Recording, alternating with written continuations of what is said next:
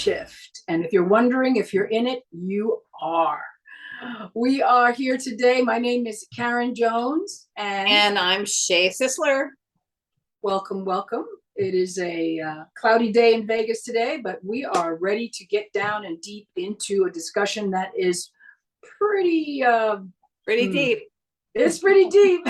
Yeah, this one goes really deep. We could probably talk for several of these, Yeah. So today we're going to talk about what has been called attachments or entities, energies, whatever you want to call them. It's something that a lot of people don't know about. For those of you who have never heard of such a thing, about a human being, and even animals have attachments or entities or energies in their bodies. I'd love for Shay to explain this because I know she can explain it better than I can. So what I have found and learned in my sessions is that attachments are formed in many ways, and they come to us in many ways. The first way that we get them, I think, for the most part, is by our vibration. We have levels of vibration, and when you're feeling really low and you're depressed and you've got these thoughts that are going on in your mind that are just not good, like, oh, I'm so ugly, I'm so fat, I hate myself. You create attachments based on thought forms. And the thought form, you give it so much energy, eventually that thought form creates its own consciousness.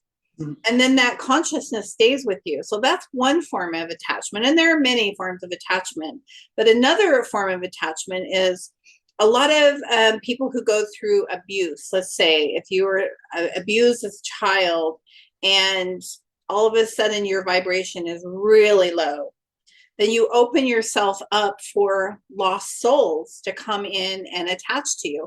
And I find this happens a lot of times in my sessions with people when they were 3 and 4 years old and their mom and dad left them in the crib just crying. And then all of a sudden they have a little being standing there in front of them and says, hey, I can see you're really sad. Can I be your friend? And when you're 3 years old, you don't know any difference. So you say, yeah. So then what happens is the energy of that lost soul blends with the energy of the little 3-year-old. And this is where you get a lot of the kids who have imaginary friends. There really is an attachment there that's keeping them company. And then what happens, the little child grows up, the entity, energy, attachment, whatever, stays with them. And it's still there, but it's kind of hidden in the shadows. And so all of a sudden now you grow up as an adult, and all of a sudden you have these outbursts of anger or, your confusion, and you're like, what the heck? I don't even know why I did that. Where did that come from? Exactly. So that's what I find a lot of times when I have sessions with people, is that these attachments are from childhood in a lot of cases, that we don't even know that we have them. If you're vibrating really low, let's say you're on drugs, or if you drink alcohol, they say if you go into any bar, if you looked in the fourth dimension, in the etheric realms, you'll see all of these entities hanging out in bars, and they're just waiting for people to take their next drink, and then they step into their body so they can get the feel of what that drink feels like. Right. So they're in and out all the time. Right. That's why people have blackouts and they don't remember what happened, because these drunk entities take over. Same thing with all other kinds of drugs. You disappear. That personality is no longer your person. The original personality is no longer present, because the drunk entities, the marijuana entities, the cocaine entities, the heroin entities, they take over, and you don't even realize it, because you are under the influence of that energy, that vibration, whatever it is, who's taking over your world for you. And you can watch it happen. I've gone to bars and watched people get drunk, and you can see them like talking to somebody or fighting with somebody. You're like, what the heck are they doing? And then they start speaking funny. So yeah, and all of us have seen this happen. Yeah, and you'll notice, and I've talked to several people that their drunk husband or wife will come home, and all of a sudden they just start behaving like abnormally, right? And then they'll say, I just looked in his eyes and there's just this blank stare. And it's like, he's not there. My husband's not there. I don't know who's there, but this is not my husband. So it's like the entity takes over, and it's like the soul just kind of disappears. And then, we're wondering what happened to my husband. This is not my husband. And I've heard that story over and over and over again when certain behaviors come up in people, and they're like, something took over, Right. Another thing, like attachments and energies come in, like sexual attachments too. Gonna say, yeah. Yes, so there's all kinds of entities out there. So what have you dealt with in your world and in your work?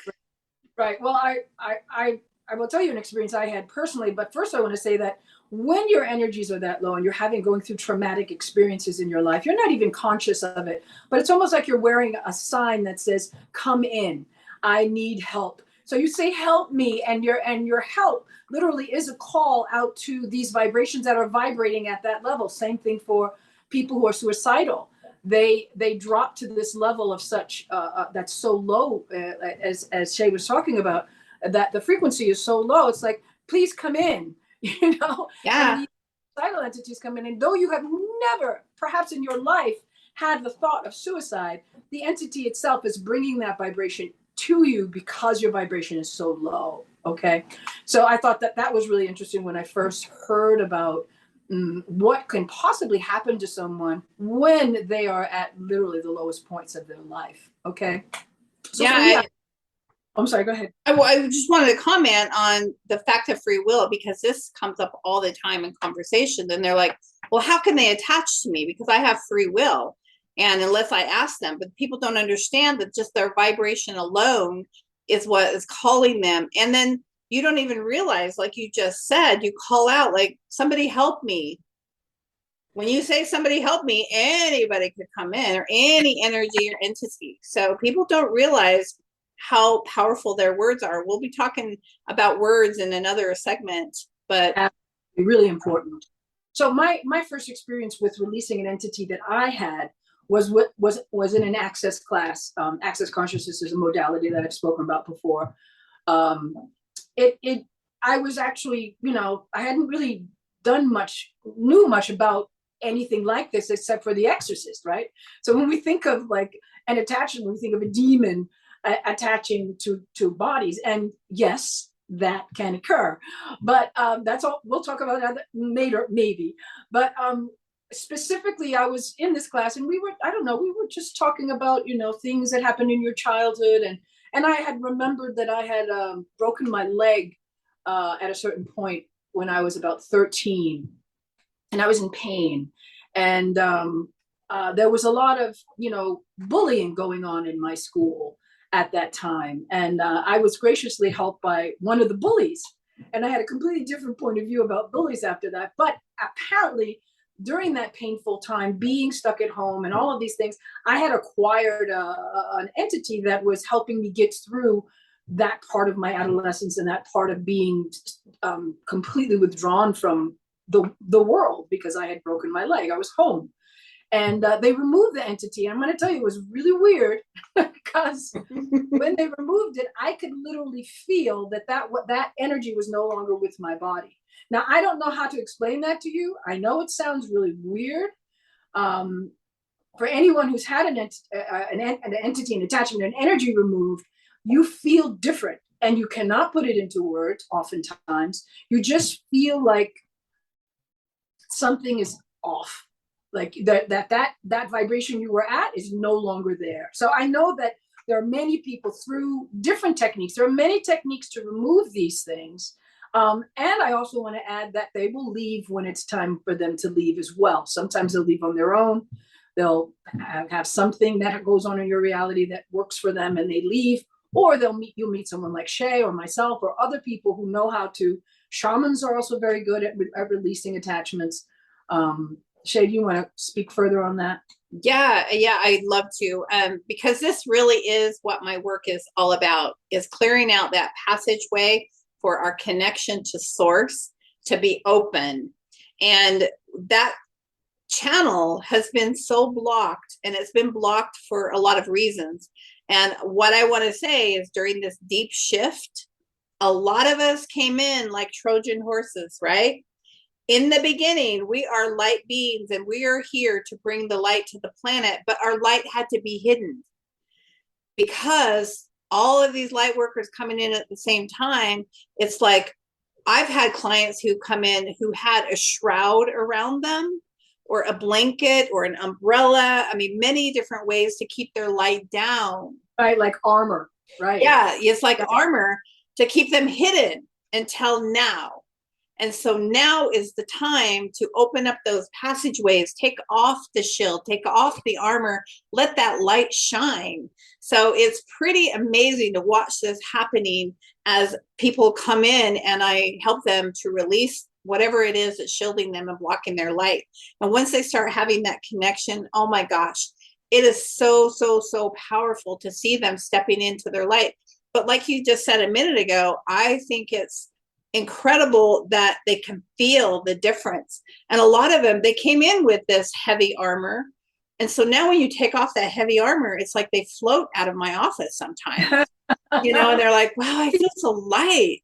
Some people finally drop physical weight because they've been carrying the armor, but they had no conscious awareness of it.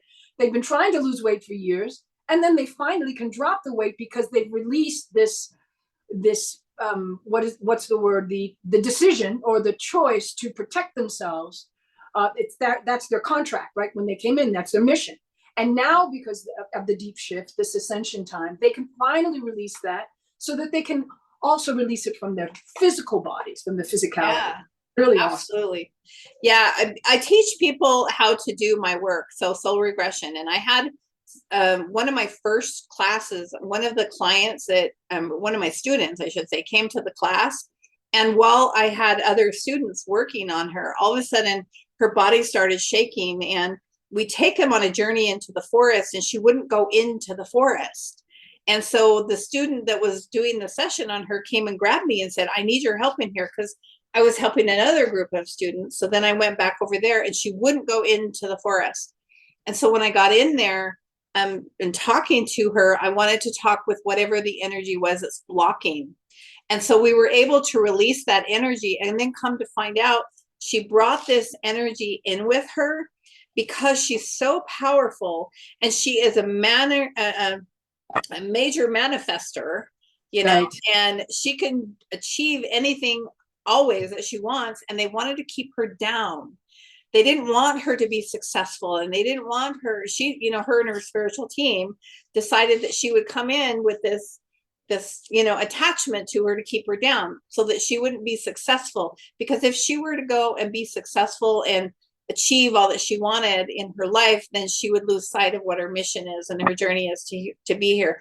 And one of the questions she had when she come in was, you know, I feel like I'm just like second best all the time. It's like there's always somebody who gets the job instead of me. And she's like, I just don't understand why. And so it was so amazing to see that come up for her. And then we were able to release it. But now she has to go back and integrate that. How do I work with that now? What do I do with that? Because her whole personality up for these first 50 years right. is different. And now all of a sudden she's a different person. How do I work with that? So it's been an integration process for the last couple of years for her. And there's still a lot of fear around stepping into her greatness and showing who she truly is. But yes, we're all Trojan horses, and that's what we're here to do. Take off that shield. You keep saying, you say to me Trojan horse, and I'm getting an image of the horse with all the people inside. Yes. And there are people who have I can't even begin, so many, they have like a committee inside of them. And they are constantly in debate with themselves, with this committee of energies that are like living through this being. Because then there are those who come in with several beings that are, now some of that, sometimes you can call that schizophrenia. Yeah, they have, it's not always that, that dividing. Sometimes it is a division of the personality, but with attachments, you literally have 3 or 4 entities or more living in one physical body. And that can be a little bit confusing. Yeah. And I do want to point out, when I'm saying Trojan horse, I mean that our light is shining, but we're coming in. I just don't want people to think that, you know, that you know, all No, of a sudden yeah, they're this Trojan horse with all these entities in no, there. But no, what you're saying is so yes, true, because honestly, you have these voices in your head and they're arguing back and forth, and you're like so confused because you're like, you can hear this conflict going on up here, and you're like, what the heck, you know? And a lot of time it is these entities and attachment that you're carrying that right, are, you know, fighting amongst themselves in there, and it's not even you. You know, right, just like my sister, when she went through this whole last year, we've gone through this amazing transition. But before this happened, she committed herself to the hospital like 10 times because she had these voices in her head that were telling her to commit suicide or to hurt people, hurt children, hurt pets and animals. And she's like, I don't want to do that. She was stronger than the voices, but right, sometimes the voices take over. So right, yeah, they are. And that's what this work is. Like Karen's work, she helps release those energies and entities. My work, I call it soul regression. That's what I have been guided by my guides to work with these energies and clear that passageway so that yes, you have a clear connection with source energy, and then you can clear them out yourself. You don't need someone right, like, but obviously, or Karen, right, exactly. obviously, yeah, you don't know what that feels like. And until you know what it feels like, you don't really know how to work with it. Right. So, this isn't something to be afraid of, by the way, Yeah. okay? Because, God never gives you more than you can handle. So if this information is overwhelming to you, don't freak out. Just relax. It's okay. Because whoever the you is that is looking through your eyes, that is the strong one, okay? So just recognize if there's anybody in here with me, I'm asking you to leave. You can just ask them to leave, period. Just leave. I want to be my own essence and live my own life, and you can choose to do that. Okay, you always have choice, so don't freak out and go, oh my god, I'm going crazy. Yes, there are those who do have chemical imbalances. So if you are having some issues, and you feel like you want to kill somebody, please go to a hospital, just like Shay's sister did.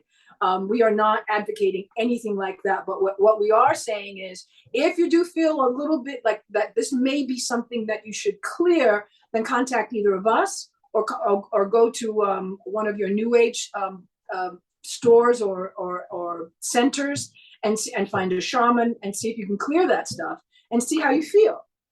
Because you Yeah. should feel lighter. You should feel better. Okay. Yeah. And I do want to point out, because some of the entities and attachments that are there, we place them there. Yes. And then they're there for our protection or to hide our light. So there's nothing to be afraid of. I know Right. sometimes when people come in, like for a QHHT session, quantum healing, QHHT, we don't deal with the dark energy. So they're not prepared for that when it comes up. So if it comes up, then I try to explain to them, what we're doing, why we're here. We're going to talk to this entity, find out why it's here, or we'll talk to the higher self. In a QHHT session, we're guided to talk to the higher self and let the higher self clear it out. But typically in my soul regression work, then I'm going to go in and see what I can do and use all the tools in my toolbox. So, but Right. it's really powerful. Just recently, I had a lady come in who had a past life where she was on a tribal reservation or somewhere, and they were going to go hunting. And then all of a sudden, she's dead. And so we take her to the light. But she didn't go to the light, actually, but she had been speared in the back by one of her tribesmen. So as she came to me, she had neck pain, shoulder pain, and all of that. So then I brought up the energy of this pain in her shoulder to find out why it's blocking her, because it wouldn't let me get to the higher self. And then all of a sudden her shoulder just started moving and convulsing. And I'll put a clip in here of that, because Yeah. as I started Yeah. to talk to it, you could see it actually moving. And then Wow. we were able to work with it and see what it needed. And then it was able to leave. It's like, yes, I want to go. And so then I call on the legions of light, the angels, to help, release it into the light to get the healing it needs or whatever it needed. And then the next day she texts me and she's like, OMG. She's like, my shoulder doesn't hurt anymore. She's like, keep touching it and working with it and make sure, is that real? Did that really happen? And then she says, it's so amazing. And she said, I'm just in awe, because not only did it work on my shoulder, but it restructured my breasts. And now she didn't tell me she had anything going on there, so I don't know exactly what happened there, but miracles happen. It was amazing, you know, Yeah. but that attachment was there Right. to protect her in this life so she didn't get stabbed again in the back. Right. That happens often that people bring in. So not every time. It's like when these attachments aren't all quote unquote negative people, they are Yeah. also brought in and you have agreed. You may have a contract, an oath, a vow that you made to work together, especially during the difficult times in your life. That can be it as well. So don't immediately assume, oh my God, I'm going crazy. You're not going crazy, and this isn't necessarily a wrong. This is how humanity had and how the soul works, and this is how it works. Okay, this is a different time. During the deep shift, we are releasing, we are letting go, and we are shifting into a different dimensional way of being, a more a galactic way of being. I know we use that word often. What does that mean? It means that our galactic brothers and sisters who we have not officially connected with, quote unquote, are helping us to move into more of a realm that's similar to theirs, let's say, similar to using different capacities that we haven't really been tapping into. So this whole idea of the entities is also ancestral, because from generation to generation to generation, you can have entities that move through an ancestral line, and you get to this generation, and you, my friend, you get to shift it for your entire family and your entire ancestral line. Now, how does it get any better than that? That also occurs. I'm sure that I've talked about it with several people, and I know Shay has tapped into that as well. Yes, and I find that a lot of my sessions, that's what the majority of us are here to do, is to heal the ancestral line. That's exactly what my sister and I have found out through this last year, and she's been going through her trauma and healing her trauma and connecting with the higher self. We have found that we charted to come here at this time to heal our ancestral lines. Now we've been working on, now my sister is like my stepsister, but we grew up together. Excuse me. And so I don't consider her my stepsister, but we have different mothers. So she's been working on her mom's line, which is my mom, my stepmom. We've been working together on our family line, and then I've been working on my mother's line, because that's what we do. Now my sister has been gifted with the gift of sight and the gift of hearing this year. So when we go in and start doing this work, it's like at first she told me she could just see the ancestors just lined up all the way back as far as she could see. And the next time we go in, she saw the line getting shorter and then shorter and shorter. So it's like we're doing such amazing, powerful work. All of us, we're doing it. And a lot of times we don't even know that we're doing it, though, but we are here to heal that ancestral line. So it's really, really powerful what we're doing. Yes, indeed. So if, I've noticed that during the last year, actually the last few years, I've noticed there are more attachments, more energies, more entities present with my clients and friends, and I'm constantly clearing them. And it's not so difficult to clear. So don't think that, oh, it's it's not like The Exorcist where you have to go through holy water and all that stuff. It isn't like that. They're essences, they're energies, and most of the time they just need to be asked, and sometimes they need to be spoken to and recognize that they can make a different choice, just like we can, right? So yeah, if I would advise, if you know nothing about this, go find out about it. It can only make your world lighter and better. Well, and, yeah, and you can say thank you for contributing to your experience and making your life, because a lot of times they come in to protect you, like Shay was saying, especially if you've experienced any sexual abuse as a child. They came in to prevent that from happening again.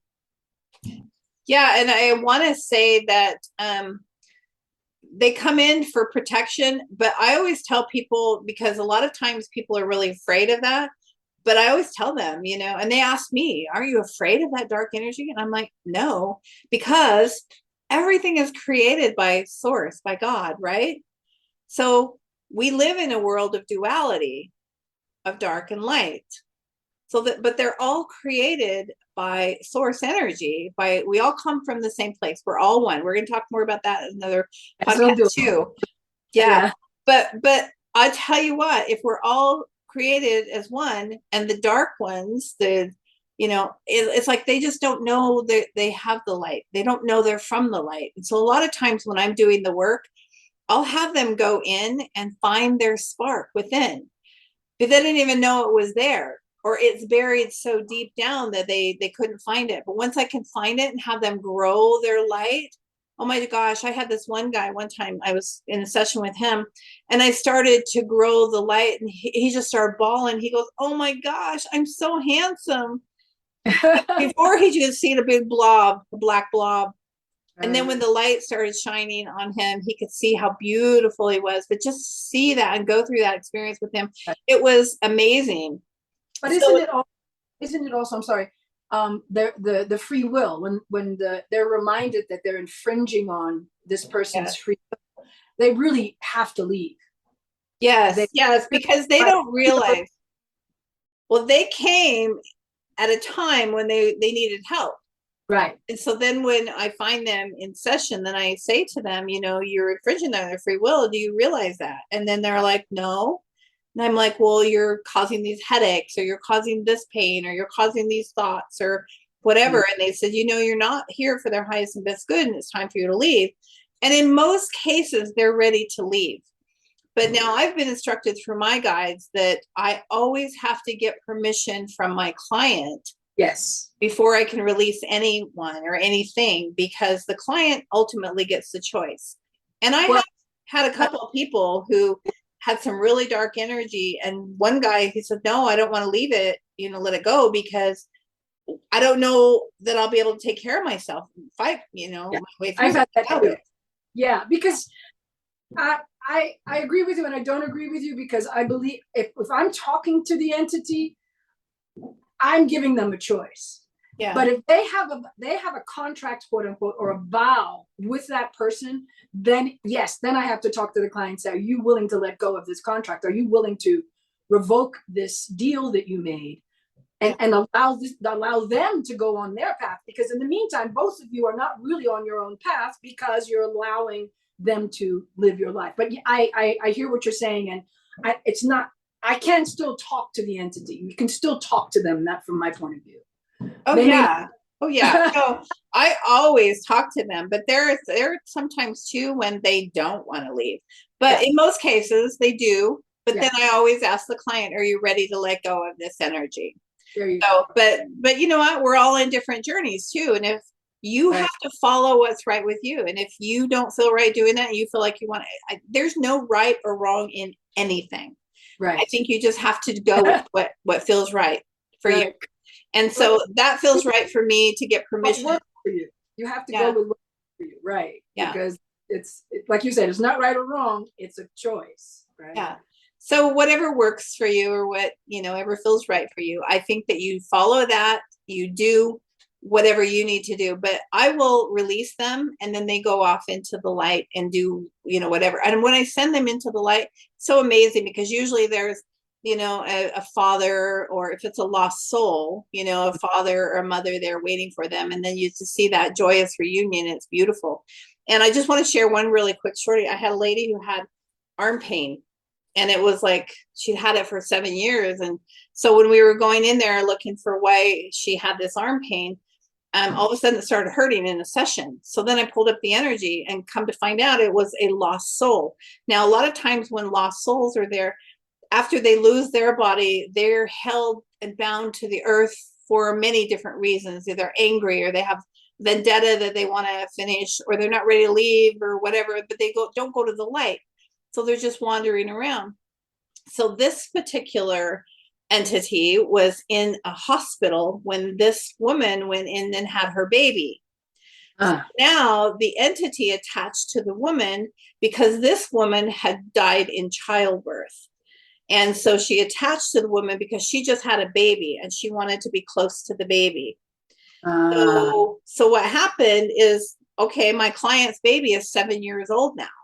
So I'm asking the attachment in the arm, are you ready to leave? And she says, oh, no. And I go, well, what's holding you here? She goes, oh, she's going to have more babies.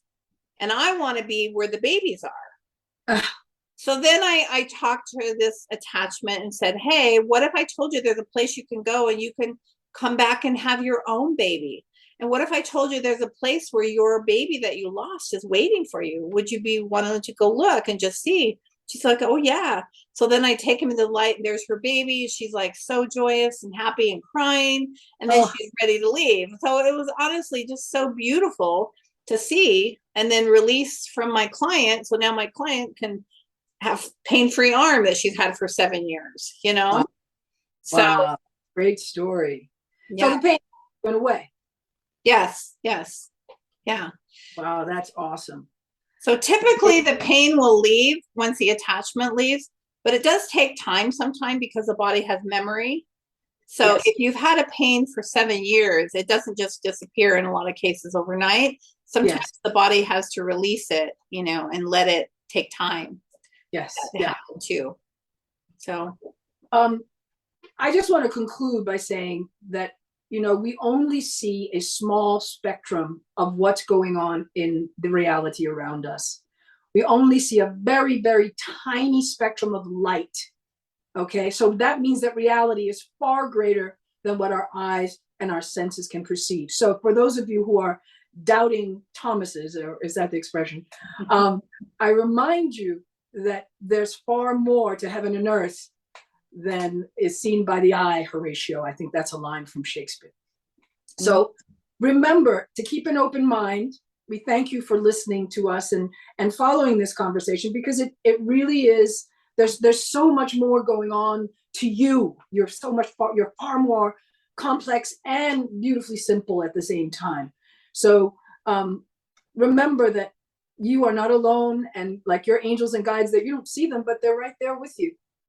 They're right there with you. And so the idea of having attachments or having entities that have been cohabitating with you for your lifetime is not so far-fetched, is it? When you think of in terms of, there are so much that we don't have answers to, so many mysteries that science can't explain. So we thank you for following our conversation and tapping into how deep we're going right now. right. And, you know, just keep an open mind. And that's the part of this awakening right now is stepping outside of the box that you've created for yourself. And this is my beliefs, and this is where I'm sitting, and I'm going to stay here because it's comfortable. So stepping out of those boxes into opening up to all possibilities and probabilities, because as you do that, your life is going to shift and it's going to change. It's going to open up, and then you're going to be ready for those galactic family that we're going to talk about later.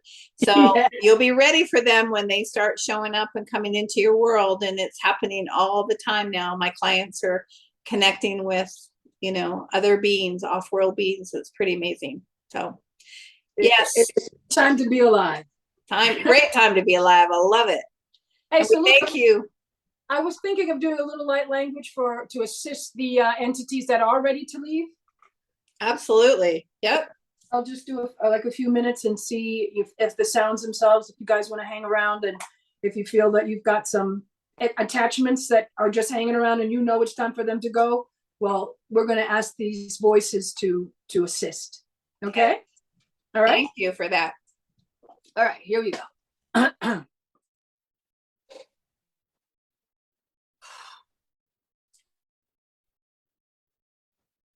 Suhanakaye,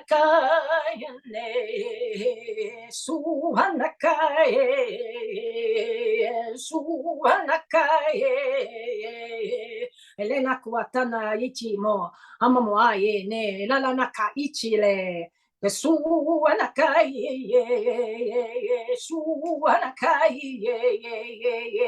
Elela Makanale Tana Atatipua, Haskine Pele na la naine, Suanakai, Suanakai, Etchemalata iti, et potakana bapala, tine ete, kukabate, papa, etichiki namawa, hasite, Honey,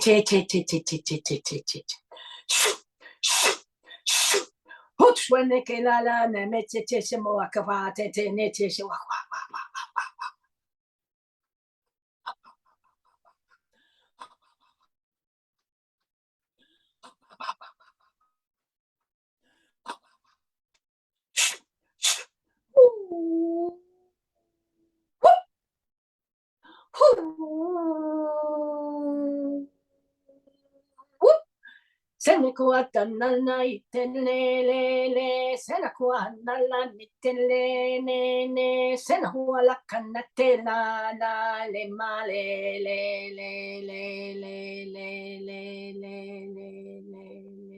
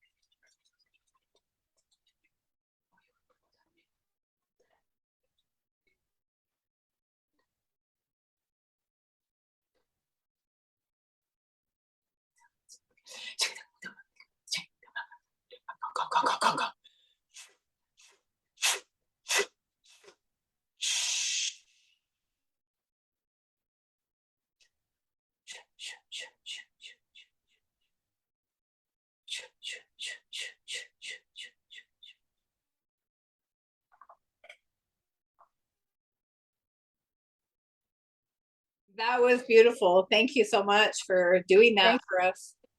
Thank you. Thank you. And we want to thank all of you out there for being here with us tonight and listening to us again. And welcome back again.